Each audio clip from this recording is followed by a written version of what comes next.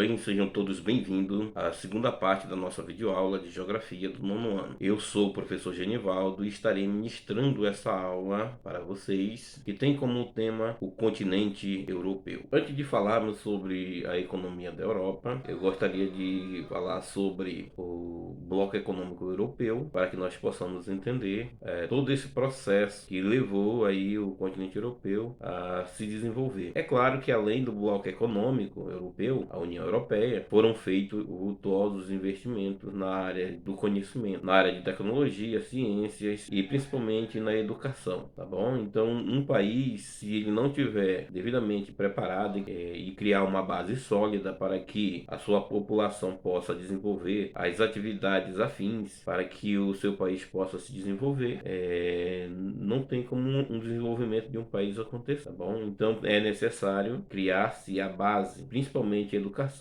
universidades, centros de pesquisa. O desenvolvimento econômico dos países europeus está muito relacionado à questão do alto grau de tecnologia desenvolvido. Podemos dizer que o embrião que mais tarde veio a dar origem à União Europeia foi o Benelux, um grupo econômico formado por Bélgica, Holanda e Luxemburgo, criada em 1944. Inicialmente, esse bloco funcionava uma união aduaneira, isto é, com redução nas tarifas de importações entre os Estados-membros e a adoção de uma tarifa externa comum. O Benelux tornou-se o principal modelo dos blocos. Em 1952, juntaram-se ao Benelux a França, a Alemanha e Itália, dando origem à CECA. Ficou conhecida como Comunidade Europeia do Carvão e do Aço, criada no sentido de estabelecer um mercado siderúrgico em comum para integrar a produção industrial e o fornecimento de matérias-primas, que o Benelux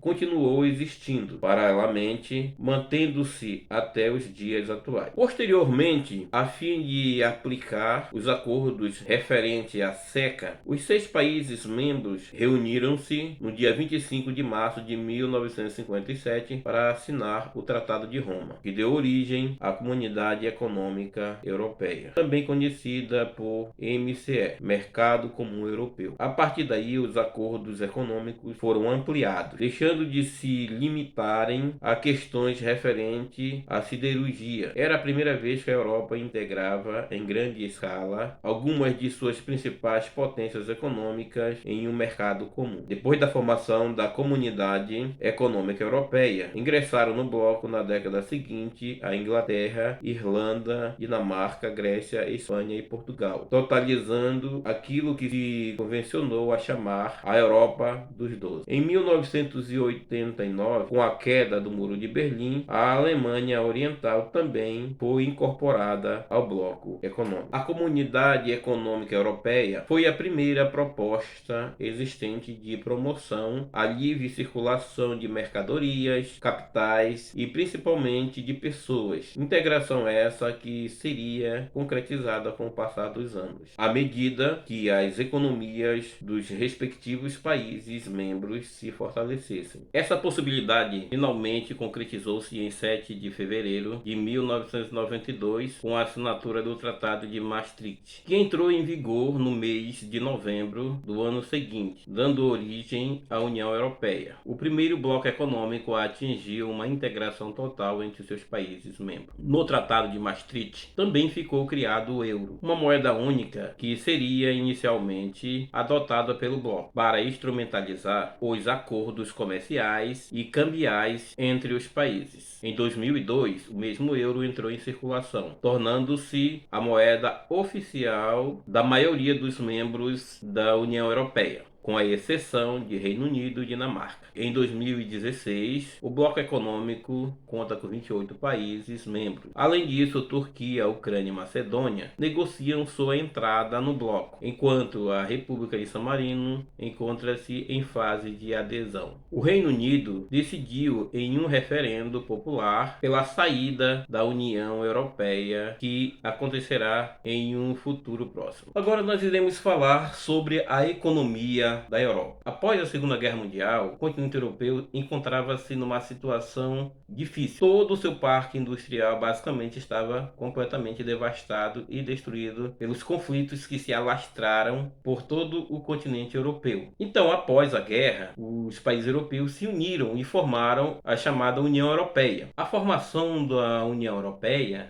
ajudou muito nesse processo de reconstrução da Europa. Com o passar do tempo, os europeus eles conseguiram reerguer a sua indústria, tá? Foram criadas ali as condições necessárias para que a produção industrial se expandisse no pós-guerra. Agora vamos aí falar sobre alguns destaques da economia da Europa. Na Europa centro-ocidental, o setor industrial é pautado na siderurgia, na mecânica, na eletrônica, na indústria têxtil. O destaque vai para a produção de cereais, horticultura, cultivo de beterraba, pecuária e vinhas. O turismo também se destaca nesta região, bem como a produção de frutas cítricas e azeite. Na Europa meridional estão presentes as indústrias automobilísticas e a siderurgia, as indústrias alimentícias, a metalurgia, a construção naval, a indústria têxtil, bem como a mineração. Na agricultura são destaque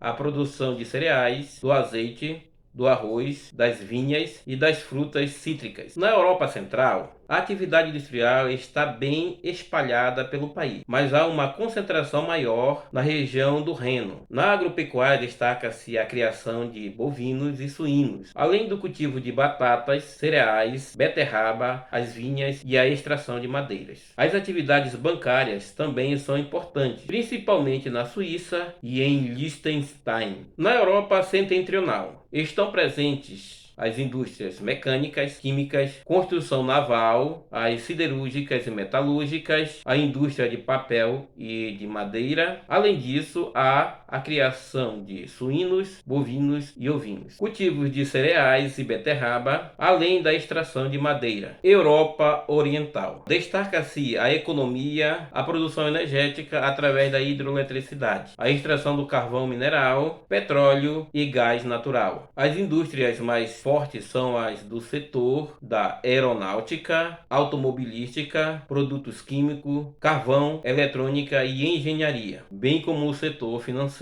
A indústria alimentícia, beneficiamento de arroz e aço, petróleo e gás, indústria têxtil, bem como o processamento de madeiras. Agora nós iremos falar sobre a população do continente europeu. A população europeia ultrapassa 750 milhões de habitantes em 2021. A Europa é um continente densamente habitado, sobretudo porque seu território é o segundo menor entre os continentes. Apesar disso, a população se distribui de forma irregular pelo seu território. A maior concentração populacional fica na região do Rio Reno, Alemanha e Países Baixos, Rio Sena, Bacia Parisiense, Rio Tamisa, Bacia Londrina, Rio Po e o norte da Itália. Já a menor concentração populacional fica na porção mais fria do território, nas proximidades do Ártico, onde também predomina a taiga. A população europeia se concentra, em sua maior parte, nos centros urbanos. Paris, Londres são as duas cidades mais povoadas do continente. Alguns países europeus estão enfrentando um processo de envelhecimento populacional. Isso acarreta uma redução da população economicamente ativa, a PA. Já que as pessoas vivem mais e têm menos filhos, essa realidade faz com que haja incentivo à natalidade e aos processos migratórios em alguns locais. A população europeia está concentrada principalmente na Rússia, Alemanha, Reino Unido, França, Itália e Ucrânia. Como a Europa não tem uma história de colonização, os povos nativos são basicamente aqueles que deram origem aos principais grupos étnicos europeus: eslavos, celtas, escandinavos, germânicos, anglos, romanos, helênicos, dentre outros. Há ainda minorias nativas como povos comi, povos samoédicos, semis, povos